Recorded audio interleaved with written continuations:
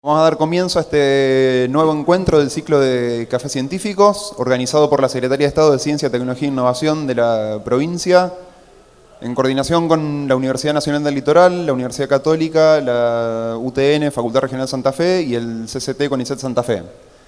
En esta oportunidad nos visita Ricardo Toledano.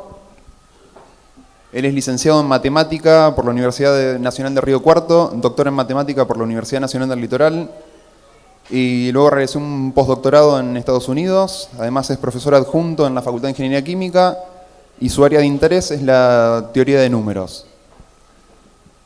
En esta oportunidad el café se titula Matemática en la transmisión digital de datos, la teoría de códigos.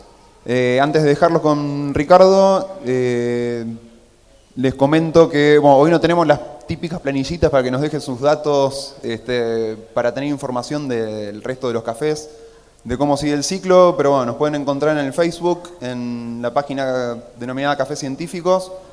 Ahí hay información de todos los cafés del año, de años anteriores, y bueno, va a estar la información de los cafés que van a venir. Muchas gracias y los dejo con Ricardo. Bueno, gracias por la invitación y bueno, trataré de competir con el partido un poco. Parece que vamos con los belgas nomás. Bueno, la idea de esta charla es explicar un poco algo de lo que estamos estudiando aquí en Santa Fe, que es la teoría de códigos.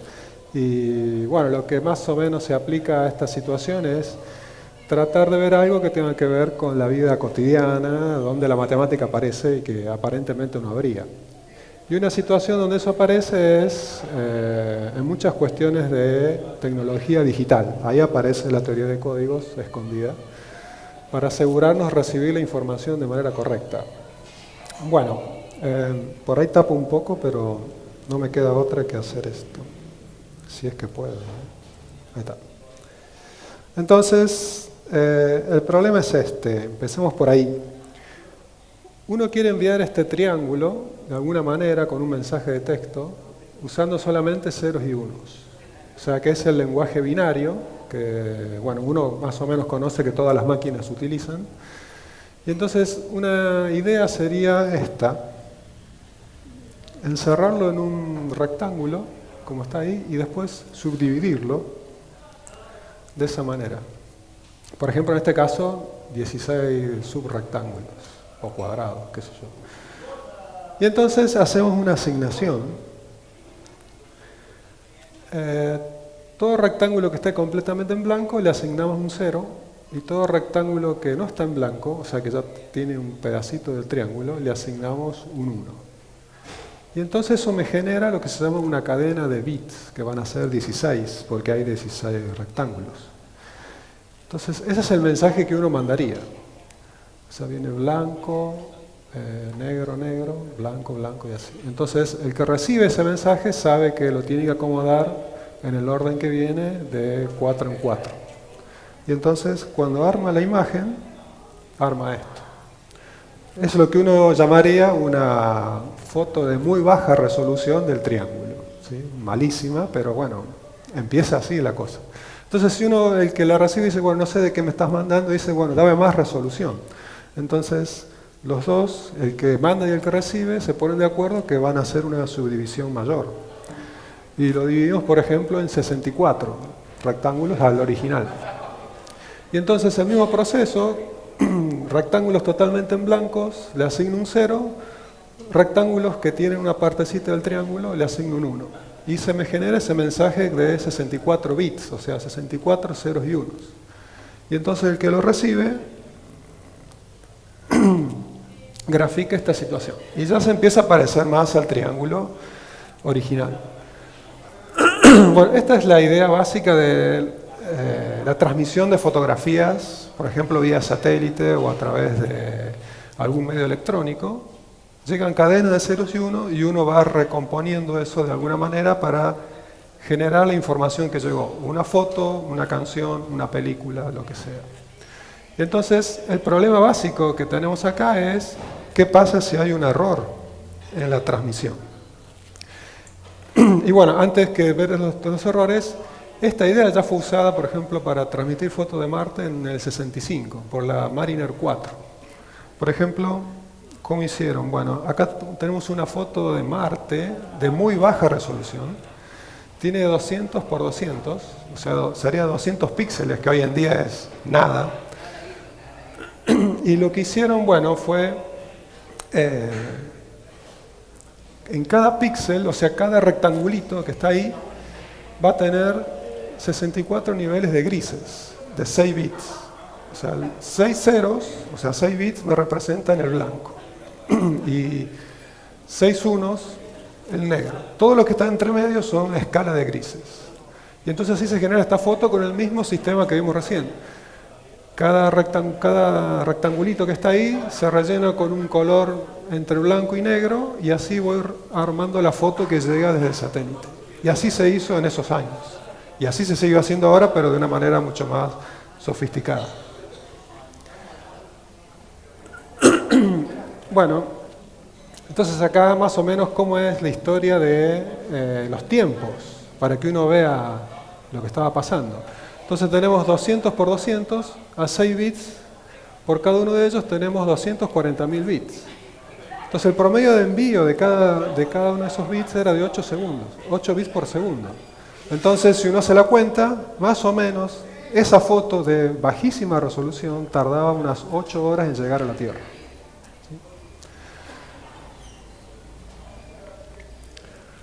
Entonces nuestro problema principal es qué pasa si uno comete errores cuando envía esa información. O sea, son cadenas de ceros y unos. Puede haber, por ejemplo, el satélite que la toma la manda y puede haber alguna tormenta magnética, solar, lo que sea. Eso cambia algún 0 por un 1 y lo que antes puse gris, ahora lo pongo blanco y entonces cambio la foto. Es todo un problema. Entonces, la pregunta que uno se hace es primero, ¿cómo detectarlos? Y una vez que lo detecta, es cómo corregirlos. De eso se encarga la teoría de códigos, de detectar errores y de corregirlos. Cuando me llegue información, por ejemplo, en este caso, cadenas de ceros y unos. Y ahí entra la matemática. Entonces, por ejemplo, veamos nuestro triangulito que lo tenemos dividido en 64 rectángulos. Y recuerden que el primer bit es un 0 porque está el rectángulo en blanco, pero me llega el mensaje con un 1 al principio. Entonces cuando yo rearmo eso, armo esta figura. Por supuesto que el que lo recibe no sabe que es un triángulo y entonces empieza a generar eso. Y si llegan más errores, la imagen original queda cada vez mucho más distinta de lo que era originalmente. Entonces, esto es lo que uno llama en la transmisión de la información un ruido. Hubo un ruido en la información y me llega mal y la armo mal, entonces tengo o la música mal reproducida, o la película con algún problema, o la foto incorrecta de lo que realmente era. Entonces, ¿cómo entra la matemática acá? Bueno, entra con lo que uno llama el sistema binario. O sea, toda nuestra matemática se reduce solamente a ceros y unos. No hay ni 3, ni 4, ni 5, ni nada, solamente ceros y unos. Entonces lo que uno hace es operar con esos dos símbolos como opera con números cualesquiera. Entonces tiene que sumarlos, tiene que multiplicarlos y lo hace con esta tabla que es la tabla de números binarios. Vamos a sumar de esta manera. Bueno, 0 más 0, no hay discusión, es 0. ¿Sí? 1 más 0 es 0 más 1 y me da 1, ahí no hay discusión. El problema viene con el 1. Cuando lo sumo con el 1, como yo trabajo con el sistema binario, el resultado no puede ser un símbolo distinto a lo que estoy usando. Entonces el resultado tiene que ser un 0 o un 1. Si le pongo 0, llego a un error. Digo, si le pongo 1, llego a un error. Porque simplifico los unos de ambos lados y me queda que 1 es igual a 0. Entonces no puedo ponerle 1, tengo que ponerle 0. Y entonces, en el sistema binario, 1 más 1 es 0. Y así, aunque nos parezca feo, así se trabaja en el mundo binario, donde 1 más 1 es 0. Y la multiplicación, bueno, es lo usual, ahí no hay problema, es todo lo que uno está acostumbrado, 0 por 0, 0, 1 por 0, 0 por 1, 0, y 1 por 1 es 1. Así que ahí no hay problema. Solamente la diferencia aparece en la suma, que el 1 más 1 es 0. Entonces, con esa aritmética que uno le llama de los binarios, va a hacer todo el trabajo para detectar y corregir. Entonces, la idea ahora es explicar un poquito, más o menos, cómo es el mecanismo, o uno de los tantos mecanismos que tenemos para detectar y corregir errores. Entonces van a aparecer algunos objetos de la matemática que tienen nombres y bueno, los voy a usar, pero no hay que saber mucho para entenderlos un poco. Entonces nuestro primer objeto es matriz. Entonces voy a conseguir una matriz que no es otra cosa que en este caso un ordenamiento de objetos en filas y columnas. En este caso tengo 2 filas por 8 columnas. Y mis elementos de esas filas son ceros y unos nada más. Cada fila se va a llamar una palabra de 8 bits. ¿Sí? Esa es la terminología usual en este tipo de cosas.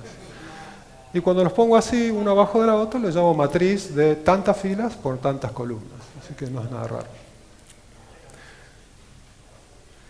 Y entonces el procedimiento ahora es, con todas estas palabras que aparecen ahí, las empiezo a sumar con sí mismas y todos esos resultados los voy acumulando. ¿Sí? Por ejemplo, si sumo la primera palabra con sí misma, entonces hago 0 más 0, 0, 0 más 0, 0. Cuando llego al 1, 1 más 1 es 0, porque esa es mi aritmética en los binarios.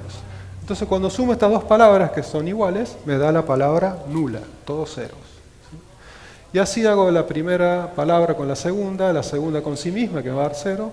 Hago todas las posibles sumas y lo que uno obtiene son exactamente 4 palabras. Y eso es mi código. Entonces tiene la palabra nula, son todos ceros, y otras palabras con algunos ceros y unos. Fíjense que aparecen las dos de la matriz, y la tercera, que es sumar justamente la primera con la segunda fila. Cualquier otra combinación que haga de ellas siempre me va a dar una de estas 4.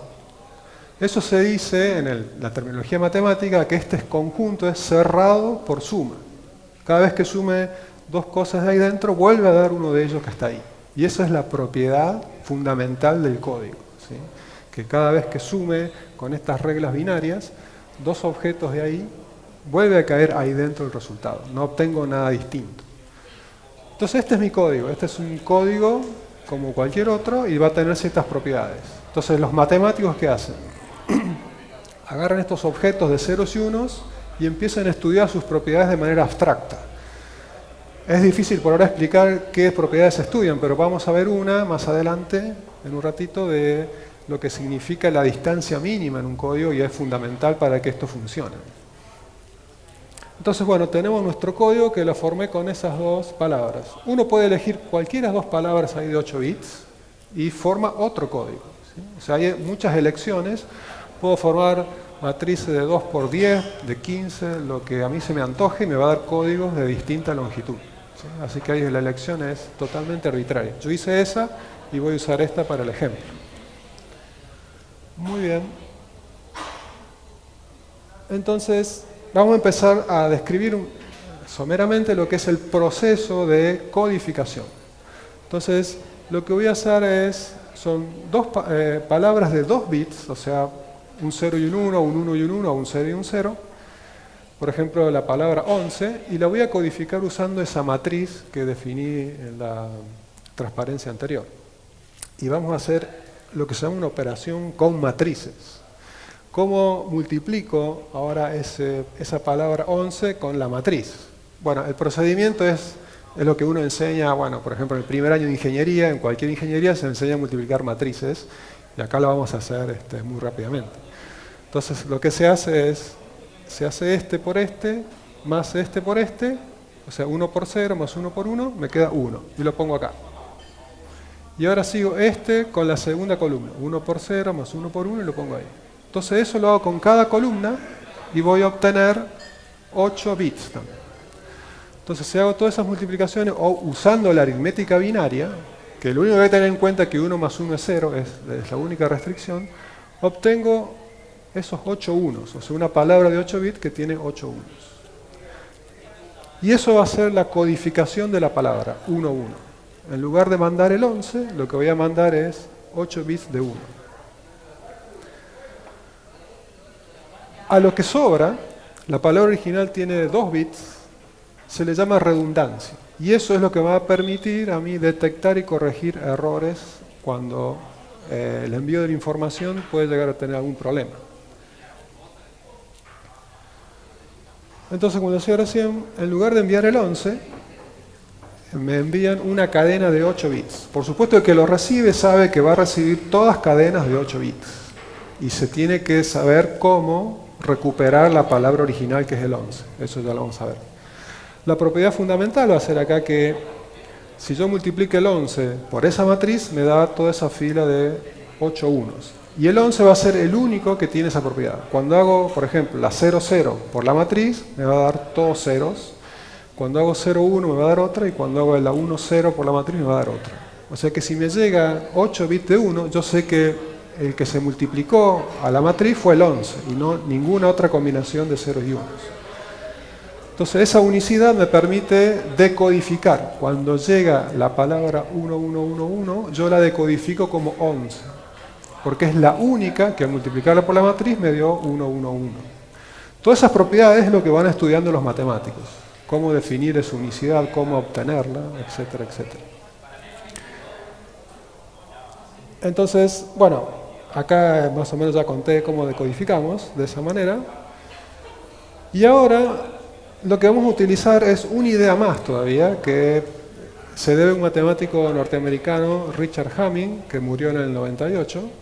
Matemático, ingeniero, muchas cosas era, estuvo involucrado en muchos proyectos en la Segunda Guerra Mundial, el proyecto Manhattan, la creación de la bomba nuclear, o sea, estuvo involucrado en muchas cuestiones donde la ciencia ayudó a la guerra en muchas cosas.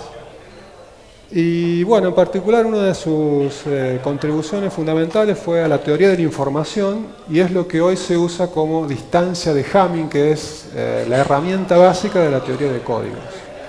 Entonces la distancia de Hamming es algo muy sencillo de definir, la introdujo justamente Hamming. Por ejemplo, una palabra de n bits, ¿qué significa? Es en cuánto difieren dos palabras en las mismas posiciones. Si difieren en 3 posiciones, entonces la distancia es 3. Si difieren en 4, la distancia es 4. Por ejemplo, si agarro la palabra 010 y la 1010, su distancia de Hamming es 2, porque difieren solamente en el primer y segundo dígito. Los últimos dos son iguales, entonces ahí no hay diferencia. Entonces solamente hay diferencia en 2 dígitos, su distancia es 2. Y eso es esa idea de distancia en palabras es lo que usan, por ejemplo, los buscadores de hoy en día como Google. O sea, cuando uno pone una palabra y Google la completa, porque busca algo que esté a la menor distancia de la palabra que yo estoy escribiendo, y le dice, bueno, usted quiso decir tal cosa, porque me dice, bueno, la distancia de la que usted está escribiendo a lo que existe tiene que ser esta, a menos que uno no sepa escribir y escribió otra cosa. Pero la idea de la distancia de Hamming se usa en muchas situaciones, y en particular es, como decía recién, la herramienta fundamental de los códigos. Entonces, bueno, Hamming se dio cuenta de una cosa más, que si la menor distancia entre las palabras del código es 2 por k más 1, entonces el código puede corregir hasta k errores. Por ejemplo, si la menor distancia entre las palabras es 5, el código va a poder corregir 2 errores. O sea que si cometo 2 errores en 2 bits, el código me lo detecta y lo corrige automáticamente. Yo no tengo que hacer nada, lo hace el código. Y ahora vamos a ver un ejemplo. Entonces, por ejemplo, la palabra 11, como vimos recién, fue codificada como esa cadena de 8 bits de 1 al multiplicarla por la matriz. Y nuestro código es ese. Por ejemplo, ahora cometo un error en el envío, ¿sí? En lugar de mandar la 11, 11, 11, 11, mando 111, un 0 y después 4 unos. O sea, cometí un error en el cuarto dígito. Entonces, la palabra más cercana del código a esa es, obviamente, la 111. Fíjense que la diferencia entre esa palabra, la que enviamos con el error, con el resto, su distancia es mucho mayor, porque difieren de las otras en muchas más posiciones. Por ejemplo, la diferencia con la primera palabra es 7. La diferencia con la segunda palabra es como 5, no sé, por ahí. Entonces, la que tiene menor distancia es con la palabra 1111. Entonces, el método me dice, decodifique esa palabra o arréglela como la 111 porque es la que tiene menor distancia posible. El problema está, por ejemplo, con este código, cuando me cometo dos errores, por ejemplo. ¿Sí? Por ejemplo, quiero enviar la misma palabra y cometo un error en el tercer y en el séptimo dígito. En lugar de unos puse ceros. Y entonces ahora miro la distancia de esa palabra a las del código. Y hay exactamente dos palabras que tienen la misma distancia, la más chica.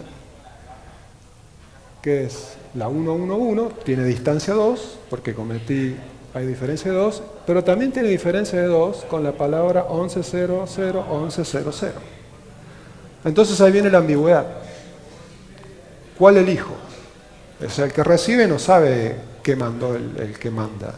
Solamente recibe la palabra incorrecta 110, 111.01, pero cuando va a compararla con la distancia mínima de palabra del código, le aparecen dos. Entonces hay una ambigüedad.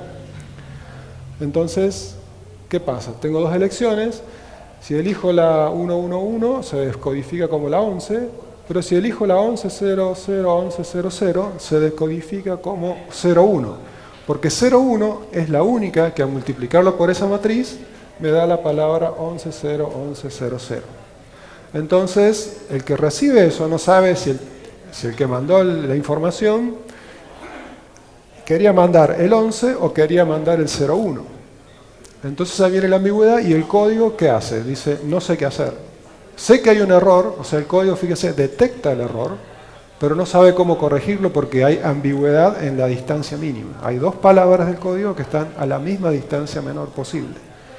Entonces, una cosa que se puede hacer es, al que se le pide, al que manda la información, que la vuelva a mandar. Y si viene otra vez con error, que la vuelva a mandar. Y si no, el código dice, bueno, me quedo con una. Y ahí puede aparecer un error cuando rearmo la fotografía o la música o lo que sea. Entonces, el problema está que este código, si uno le calcula su distancia mínima, puede corregir exactamente un solo error, que fue lo que pasó. Mientras yo cometa un solo error en las cadenas que mando de 8 bits, el código no solamente me la detecta, sino que automáticamente las arregla y me da la información correcta. Cuando cometo más de un error, el código solamente las puede detectar, pero no arreglar. Entonces, ¿cuál sería la solución? O sea, ¿qué se puede hacer acá? Bueno, la respuesta es sencilla. Simplemente elijo otro código que tenga mejores propiedades. Dice, bueno, elijamos otro código, qué sé yo, que corrija 20 errores. Ahora, cuando un código corrige 20 errores, es porque la longitud del código es inmensa. Entonces, cuando yo quiero hacer eso, ¿qué va a aparecer?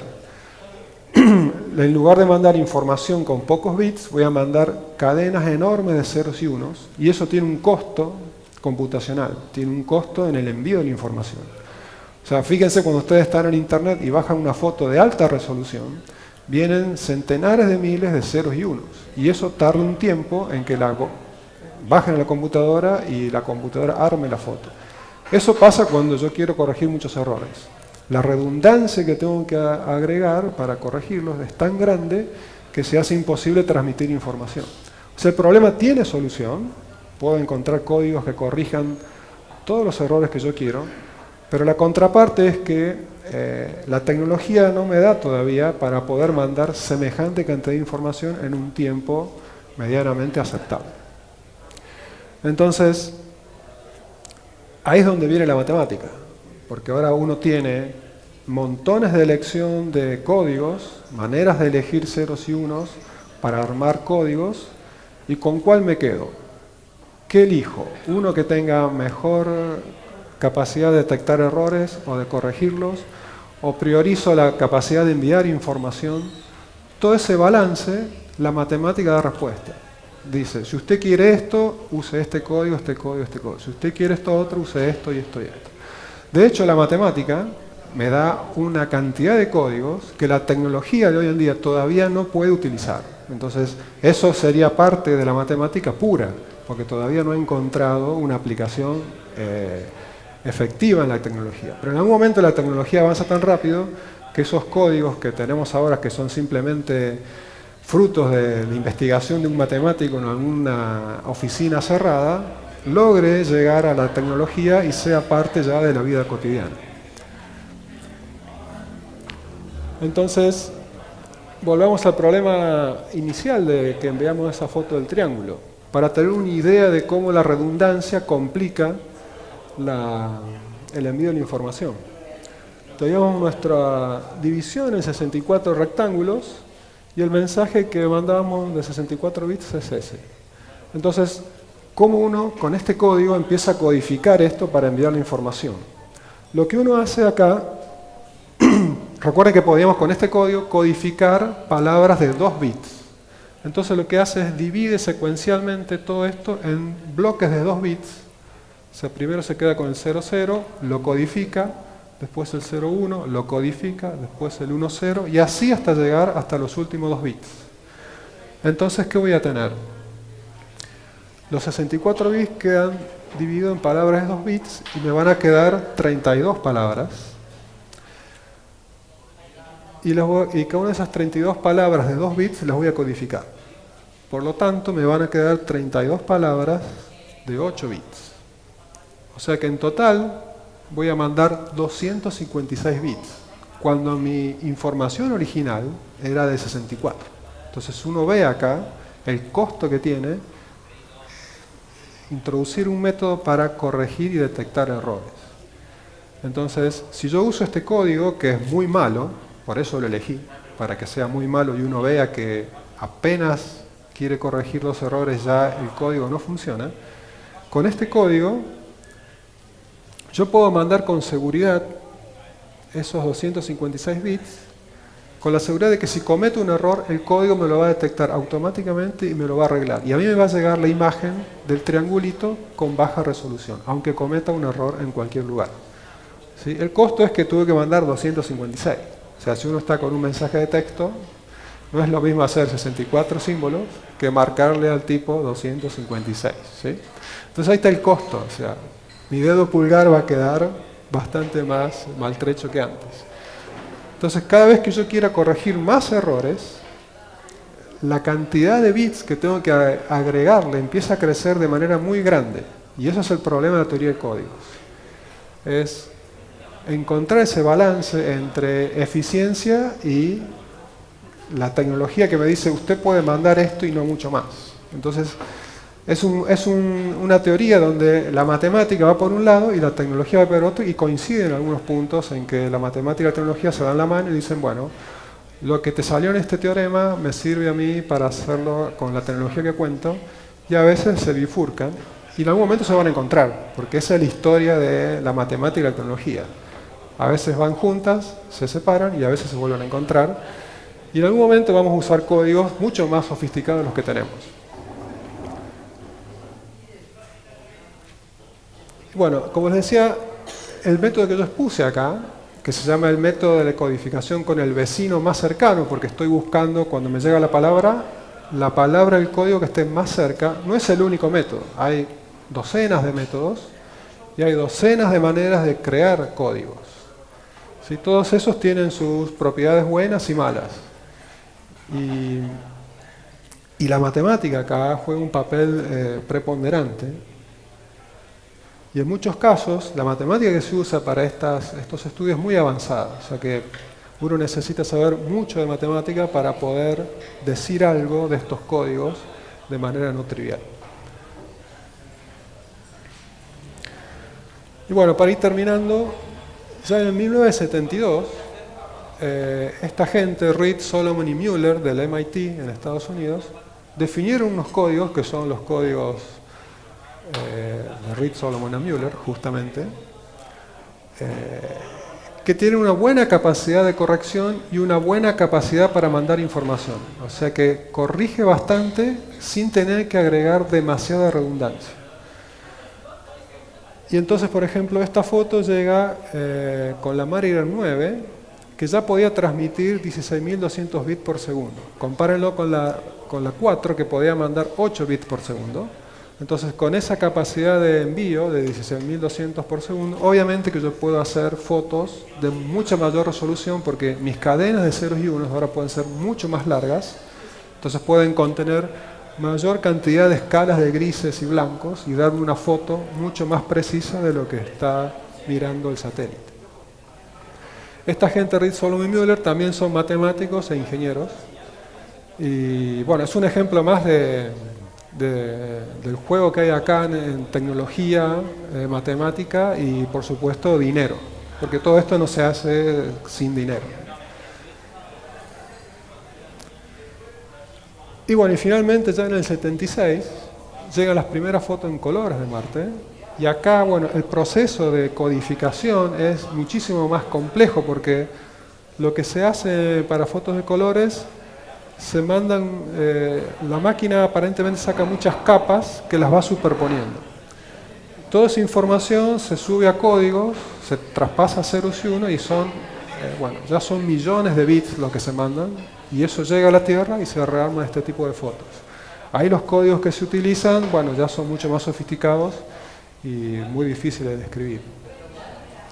Pero bueno, esto es un lindo ejemplo de, uno puede notar un poquito el pixelado todavía en esas fotos. Y bueno, estos códigos que yo mencioné acá, el de Reed, Solomon y Mueller, son muy usados. Uno puede googlearlos en internet, buscar códigos de Reed, Solomon y Mueller y va a ver la cantidad de aplicaciones que tiene. Y aparecen todo tipo de aparatos, DVD, Blu-ray, MP3, en todos esos aparatos que, por ejemplo, ¿en qué me afecta? ¿Por qué uso un código? ¿Por qué usaría un código en un DVD? Bueno, por la misma razón que cuando uno va al video y alquila un DVD lo ve todo rayado. Entonces el lector del DVD también va a leer eso con errores, porque si hay una raya y había un 1, por ahí lo lee como un 0. Y entonces en la película uno ve que pasa la imagen queda un poco torcido, qué sé yo, y eso es porque el lector lo leyó mal. Entonces, dentro del aparato de reproducción hay un código, casi seguro que de Reed, Solomon y Mueller, que dice, bueno, de esta cadena de ceros y unos hubo estos errores, lo corrige y reproduce la imagen y yo ni me entero que hubo una raya en el DVD. Lo mismo pasa con la música. En un CD, si uno va corriendo por ahí, por ejemplo, uno podía ver los CDs, los reproductores de CDs en los principios de los 90, que, bueno, mucha gente salía a correr con un CD escuchando música. Entonces, eso de correr, el salto, producía que el lector, la música saliera incorrectamente reproducida. Entonces, en esos aparatos de CD, de reproductores de CD, sobre todo de Sony, había códigos de Reed, Solomon y Mueller, que esa lectura errónea por el salto que hay, la codificaba bien, la reproducía y teníamos la música y nosotros ni nos enteramos que el lector leyó mal. Y bueno, eso es todo. Muchas gracias.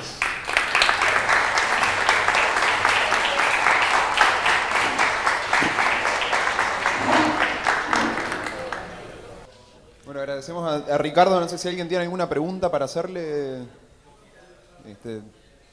Me avisan, le acerco el micrófono. Me parece que el partido logró su efecto. Sí. Sí. En el código que vos tomaste como ejemplo, la distancia entre las dos cadenas era máxima. O sea, no un bit en común. Eso fue a propósito, supongo. Sí. Sí, fue totalmente a propósito.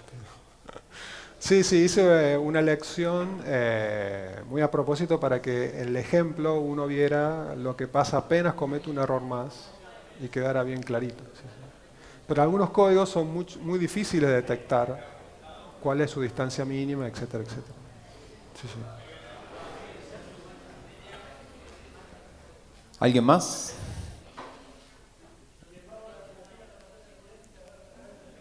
Parece que no.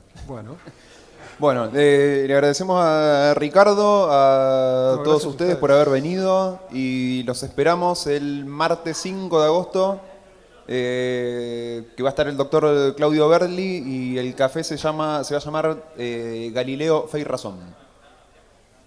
Muchas gracias.